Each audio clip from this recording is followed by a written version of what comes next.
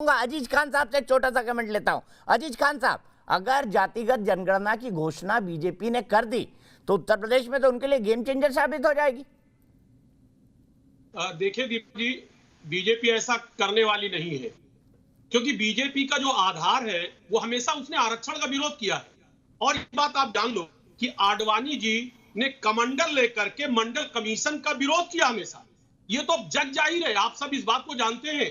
और यहां तक जो बीजेपी पहुंची है वो हमेशा ओबीसी समाज का विरोध करके, आरक्षण का विरोध करके यहां तक पहुंची है। एक बात।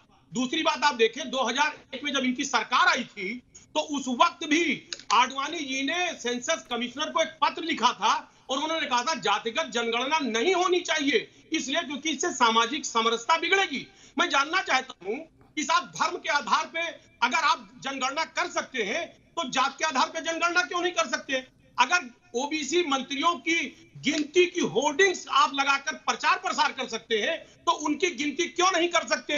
ये समझ में नहीं आ रहा है। लेकिन आप जिस तरीके से देखें कि बीजेपी का चेहरा देखिए कि जब 2011 के बाद जो जनगणना हुआ जाती है उसको लगातार इनके जो मंत्री लोग हैं वो लगातार उन्होंने बाकायदे घोषणा करते रहे। वो जैसे अरुण जेटली साहब ने कहा जल्द घोषणा करेंगे, 2016 में अमित शाह जी ने कहा इसको हम घोषणा करेंगे, लेकिन इसमें त्रुटि है और उस त्रुटि को निदान करने के लिए इन्होंने 3 सदस्यीय कमेटी बनाने का ऐलान किया और उस कमेटी के अध्यक्ष जो थे वो अरविंद पनगड़िया गया। आप देखिए बाकी 2 सदस्य का आता पता नहीं। वो अरविंद पनगड़िया जी, आप समझिए नोटबंदी के बाद वो चले गए कोलंबिया यूनिवर्सिटी में पढ़ाने।